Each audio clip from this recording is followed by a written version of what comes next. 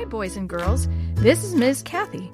I'm so happy you've joined me today for another story just for you. Have you ever been asked to be in a wedding? Maybe someone wanted you to be a junior bridesmaid or an usher. Maybe they wanted you to light the candles or spread flower petals. If you have, you know how crazy the wedding planning and rehearsals can be. That's what Maria finds out in this Shoebox Kids mystery. This time, Maria has a real problem. She's excited about being in her aunt's wedding, but everything is going wrong. Should she refuse to be a junior bridesmaid? Can you figure out what happened to Maria's missing dress before she does? Chapter 8. The Mysterious Stranger. Chris doesn't look very guilty, Maria thought, as she and Jenny entered the sanctuary where some more people were getting ready for the wedding. Chris was standing beside Sammy as they watched Sammy's Uncle Locke set up his camera equipment. Elder Jansen and his wife were making sure all the candles and flowers were in the right position up front. When Mrs. Jansen saw Maria, she waved and came down the aisle. "Hi, Maria. I'm glad you stopped in before the wedding. We had to change where you will be standing during the ceremony, so let me show you the piece of tape that you need to stand on." Maria followed as Mrs. Jansen talked. "Now, when you walk up, you will want to make a sharper turn when you pass the first pew, right about here. We had to move everyone back about 10 inches. Maria studied her position. She stepped on the tape and made sure she knew exactly which way to stand. "Is this right?" Mrs. Jansen nodded and smiled. "Yes, you shouldn't have any problem." "I will if I can't find my dress," Maria thought. "Is that all?" she asked, looking up. She suddenly caught her breath and pointed. "Who's that?" she almost shouted. Mrs. Jansen looked toward the doors. "Who is who?" she asked Maria. "I don't see anyone." "Didn't you see him, Jenny?" Jenny looked toward the doors, too. "I wasn't looking, Maria." "It was the same guy I told you about earlier, the guy with the baby in the diaper bag. Can I go now, Mrs. Jansen?" Maria asked. "Are you sure you'll remember what you are supposed to do?" Maria nodded and quickly walked over to Chris and Sammy. Jenny was right behind her. "I have to get dressed right away for the wedding, Chris, so I need to get my dress back." Chris got a puzzled look on his face. "So? I don't know where your dress is." "You took it to play a trick on me," Maria insisted, "but it's not funny." Chris shrugged. "But I've been with Sammy since I got here. You can even ask Sammy." "Chris has been with me all right," Sammy said, "and I've been with my uncle." Maria crossed her arms and made an oomph sound. "How come I don't believe you, Chris?" She thought back to the trick with the car door last night and all the other things he did to tease her. "You're always doing something to try and be funny." Chris shrugged again. "But I didn't take your dress. I haven't even seen it since you brought it in from the car. Are you sure it's missing?" "We've looked everywhere," Jenny said. "No one in the multipurpose room remembers seeing it." Chris narrowed his eyes as if he were thinking hard. "It sounds like a mystery to me."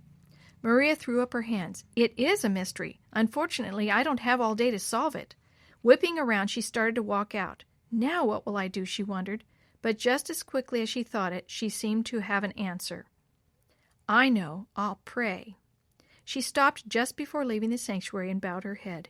"Dear Jesus, I know I was selfish, and I didn't want to wear the dress in the first place, but I know that I should also do what I promised. Please help me find the dress soon enough that I can be in the wedding. Amen." Maria didn't realize she was being followed until she stopped in the lobby. "What are you guys doing?" she asked Chris and Sammy. "We thought we would help you find your dress," Chris said. "It made me feel bad when you didn't believe me. I really am sorry for playing that trick on you last night with the car door, too." Maria took a deep breath. "Thanks. We have a better chance of finding it now that there are 4 of us searching. Come on, let's go." "There you are, Maria," a woman's voice said. Maria's heart sank. She looked at the long, beautiful pink dress. Then she looked at the person wearing it. Molly was one of the bridesmaids. "Hi, Molly. It's not time to start yet, is it?" "Pretty soon. Angie wanted to see you before the wedding started." Maria was getting really worried. She didn't know where the dress was, and now Angie wanted to see her. "What if Angie asks if I'm ready?" Maria thought. "I can't tell her the dress is lost." Maria couldn't believe how beautiful her aunt looked when she went into the room where Angie was getting ready for the wedding. There seemed to be so much happiness in the room. She quietly stood out of the way until Angie saw her. "Oh, Maria, I'm glad I got to see you before the ceremony started," Angie said when she saw her. "You look beautiful, Angie," Maria said as she admired Angie's white gown. "Thank you, Maria. I hoped I would get to see you in your dress, too."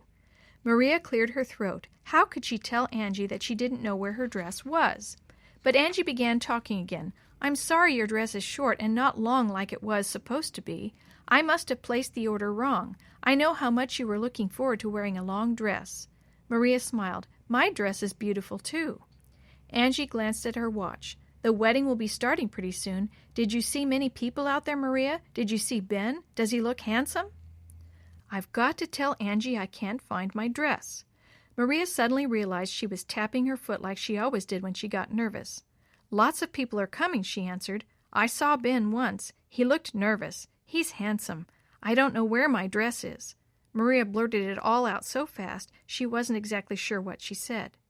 "You don't know where your dress is?" Angie asked. "I'm sorry. Somebody must have taken it. I set it down on a table in the multipurpose room, and then it just disappeared."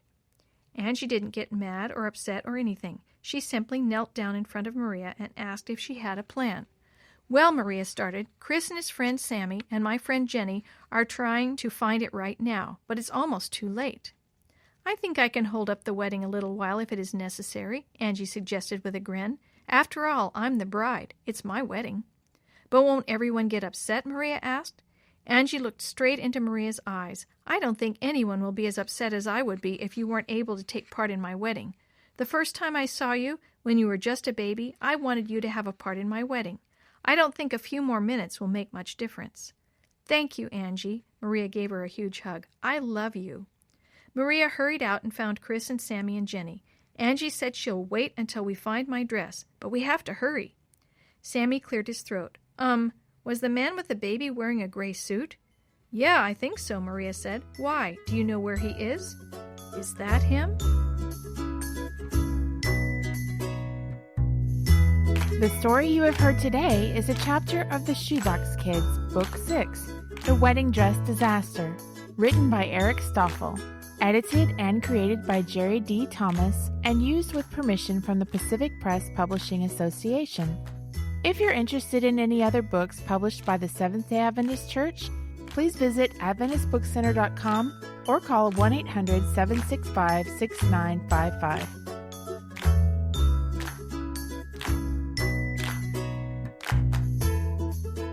This podcast is a production of the Carolina Conference of the Seventh-day Adventist Church.